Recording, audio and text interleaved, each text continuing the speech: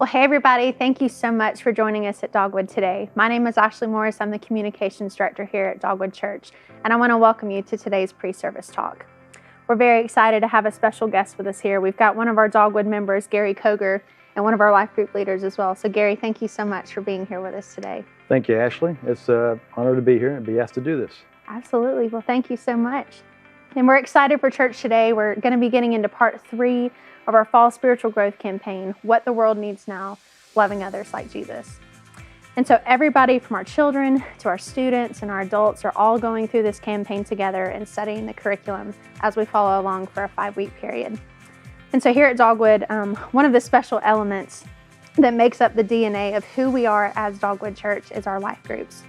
And so Gary, as a life group leader, you and your family have been part of Dogwood for a long time now. So tell us a little bit about yourself and how long you and your family have been attending Dogwood. Well, Trish and I moved here to attend Dogwood about 15 years ago.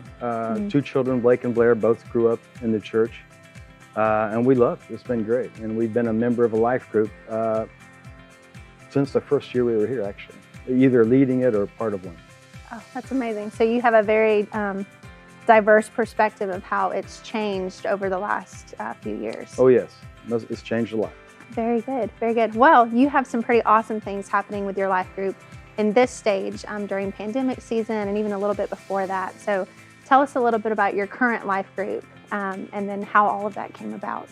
Well, we moved back into Peachtree City about 1.5 years ago. We'd lived in Newnan for a little while, and we had moved into Crestwind, which is an active seniors community.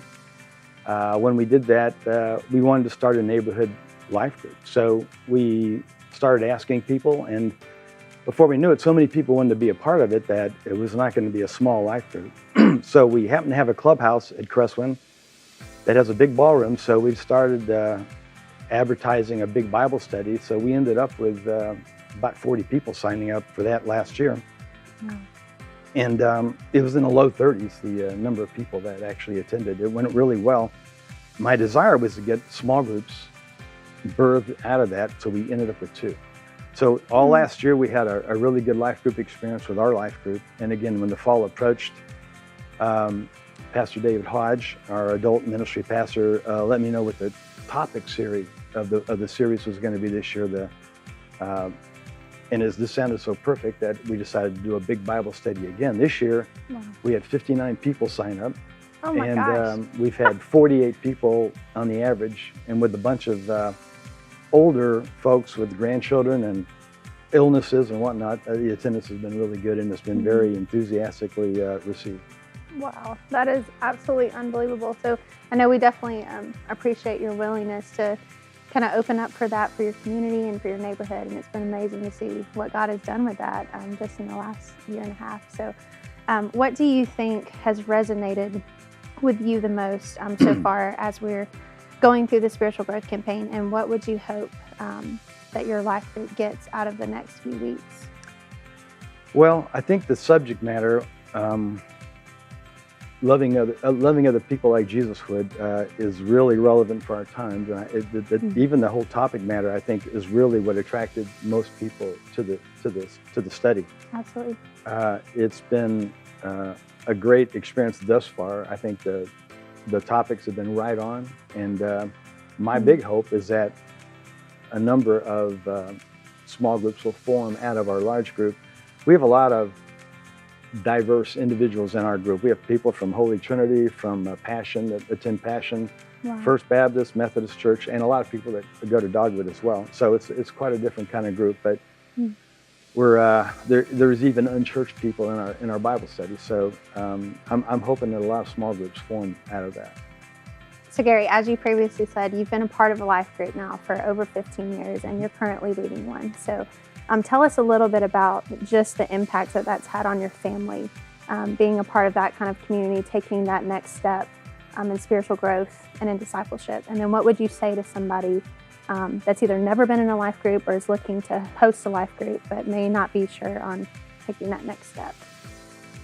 Well, for Trish and I, it's been very educational. I mean, discipleship, one of our purposes, right? That's been very helpful. But we also have people in our group that have never been in a small group.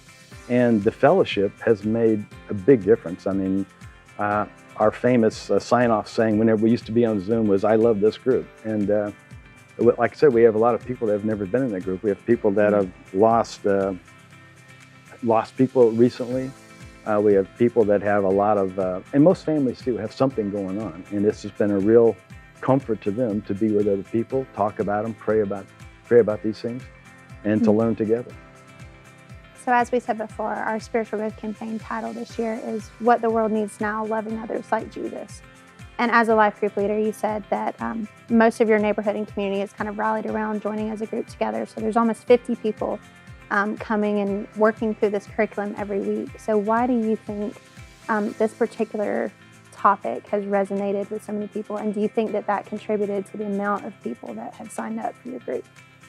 I definitely think it's contributed to the number of people. Everybody knows, we're in a political season. There's a lot of different opinions in our community, just like everywhere else. The world itself isn't doing much better, right? I mean, there's a lot of wars going on and a lot of violence. So all those things really make the subject matter very relevant today. But just the talking about loving others like Jesus, it's been interesting to watch people in our study who I don't think really have ever really gotten exactly how much Jesus loves us. And I think that has been almost a startling thing to some people, is to hear, even through the first two lessons, what God's love is really like for us. So let me ask you this. How do you think their perspective has shifted from when they came into the group, even in just the last 2 weeks? A lot of people are very intrigued. They're very much stimulated by just the idea of having that kind of a loving Father. This is something that they always knew there was a God, but they didn't just realize how much that He truly loves us. And it's something that I think people want, people need, and obviously we all need it.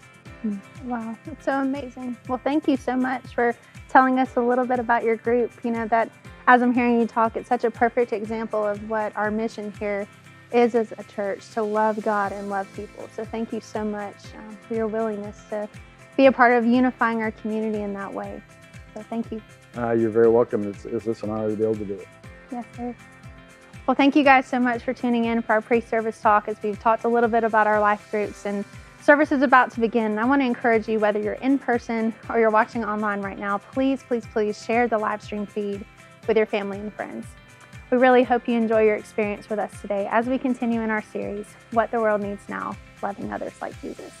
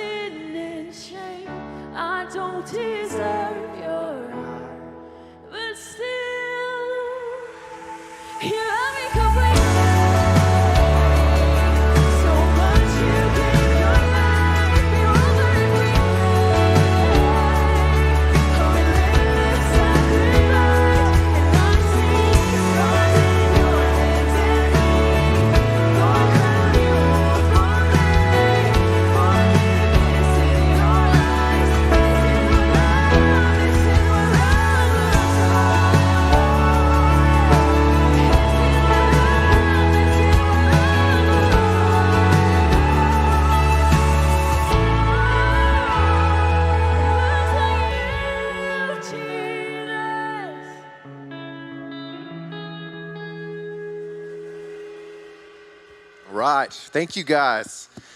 Yeah. How is everybody doing today? Awesome. It's great to see you. Welcome to Dogwood Church. Welcome to those of you in the room. Welcome to those of you who are watching online. If you're watching from somewhere else on campus, we're so glad that all of you are here. My name is Chad Crouch. I'm the worship pastor here at Dogwood Church. You know, that song, I think, really speaks to the question that we're asking in this series. What is it that love looks like? How can we do it better? How can we be better at that? How can we follow Jesus better in that? You know, the Bible teaches us that the world will know that we are Christians, not by our theology and not by our traditions, not by our politics, and not even by how often we get it wrong or we get it right. But the Bible says the world that will know we are Christians by our love. And that's what this series is about. And so again, welcome. We're so glad you're here to be a part of that. We're in week 3 of our series on what the world needs now, loving others like Jesus. And we're glad that you're here. You know, our heart is to serve everybody who is a part of Dogwood Church. And one of the best ways for us to get started in that is simply knowing you're here on Sundays. And so we want to invite everybody online and here in the room to fill out what we call the online Dogwood connection card. I want to tell you a couple different ways that you can do that. The first way you can do that is simply text the word connect to 770-285-1792. It should come up on the screen here. Just text connect to that number. You can also go into the app if you have the Dogwood Church app and simply hit the connect button at the bottom of the screen. You can go to our website at dogwood.church/connect. Or if you're watching online on Facebook, you can simply click on the pinned comment at the bottom of the feed there as well. You know, if you're here for the very first time on our campus, I want to extend a special welcome to you. We're glad that you guys are here and let you know that we have a gift that we would like to give you. And so at the end of the service, you can just head out those doors to our guest table on the patio or to the information desk in the lobby and pick up that gift. And we'd be happy to answer any questions that you have about the church as well. Well, right now, I want to invite you to stand up with me, if you would. And we're going to sing together as a church. And if you're watching online, I want to encourage you to participate with us and join your voice with us as we sing as well. We're going to teach you guys a brand new song today. And honestly, this is probably one of my favorite songs that we've started singing at Dogwood anytime recently. And the song is called My Testimony. And it's about just that. It's about our testimony as believers in Christ and about how no matter who we are, what we've done in our past, whatever our past looks like, that our story can be rewritten because of the grace of Jesus Christ. And it's about the story of how Jesus takes us from death to life. And it's also about the fact that if we are still breathing and we are not dead, then our God is not finished with us. And so I want to encourage you to look at the words and join in with us as we sing this together. Here we go.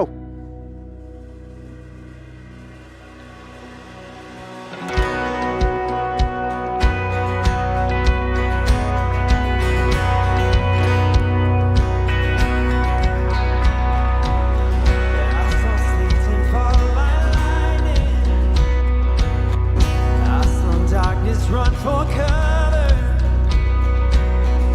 but the miracle that I just can't get over, my name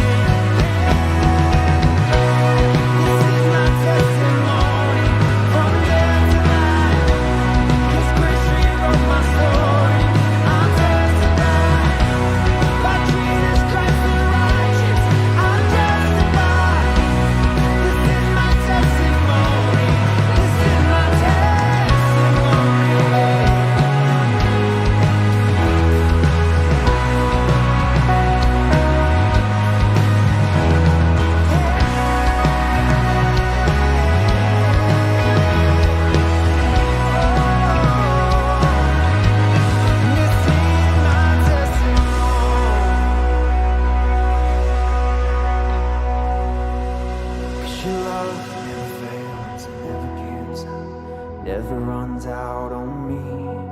Your love never fails and never gives up, never runs out on me. Sing it with me. Your love never fails and never gives up, never runs out on me. Your love. Oh, I know it's true. No matter what I've been through, your love never fails. It's always faithful, always constant. Let's sing this higher. It's higher than the mountains that I faced. I know it's stronger than the power of the grave. And God, it's constant in the trial and the change. And this one thing remains. Yeah.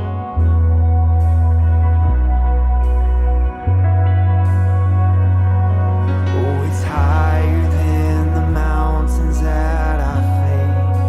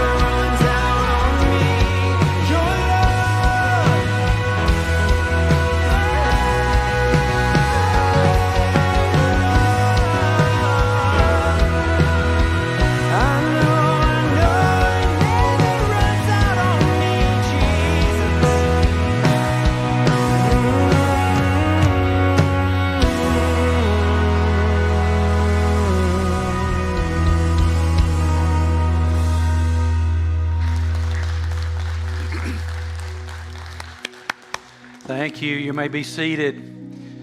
You may be seated. I'm always grateful to God for you, our church family, for a lot of reasons. One of them is how generous you are.